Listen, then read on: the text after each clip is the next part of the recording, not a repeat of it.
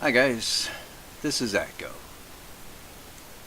I'm still tweaking here and there my HO slot car layout.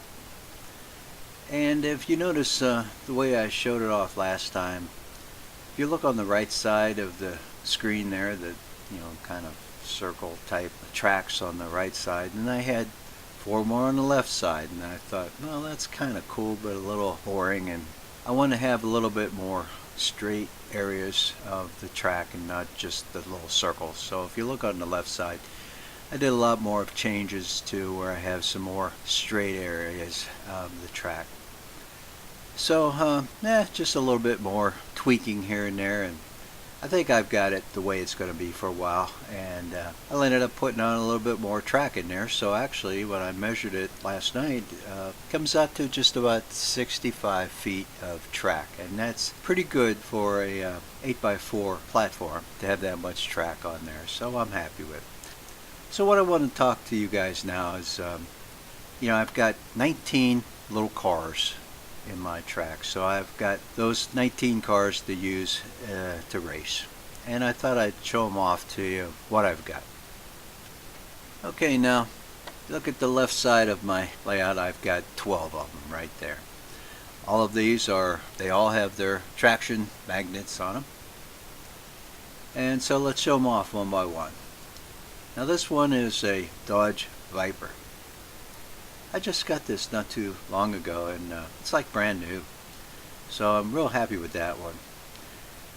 Okay, and next is a little Miata. This worked out cool because my wife's been wanting to get a Miata for herself, and when I was just showing her some of the little cars that I can get, I saw this little Miata on the eBay, and she saw that and said, I gotta have that. And so I got that now, and she doesn't race too often with me, but when she does, that's always the one she'll grab first. Then I got a Corvette, probably model that was around 2000. Cute little car, and it runs pretty fast, very quiet when it's on the track. Also have a little Mustang. This Mustang probably came around, it probably came in the 1990s. And it's a good machine as well. This is one of the last ones I got, was a little Thunderbird from 1957. This was brand new, it was still in the plastic blister card. Okay, what I have here is an older Corvette, probably from one that was around 1960, 1962. Cute little Corvette. Okay, and then I've got a Ford 1940 Coupe. It's cool. I like driving this one around.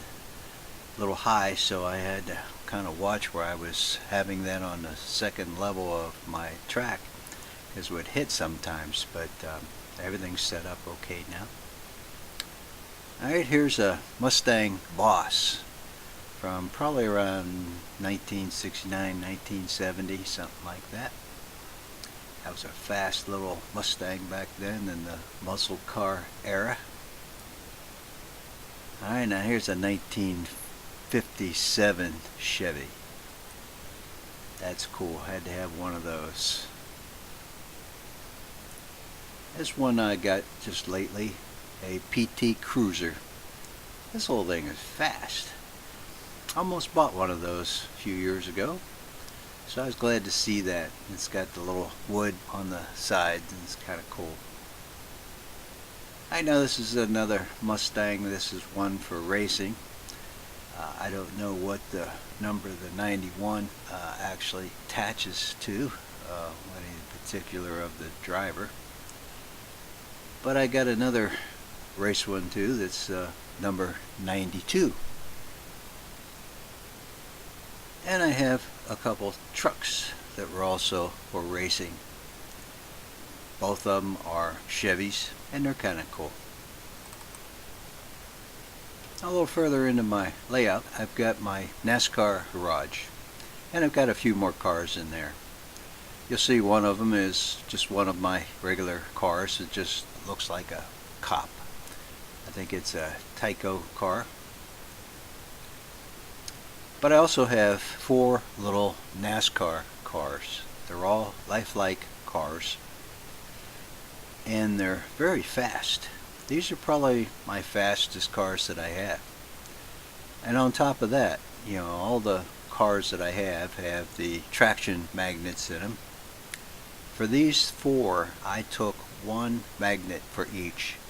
So all those cars are fast to begin with, and they only have one traction magnet on. So I'm using these cars for people that have gotten pretty good at racing on my layout.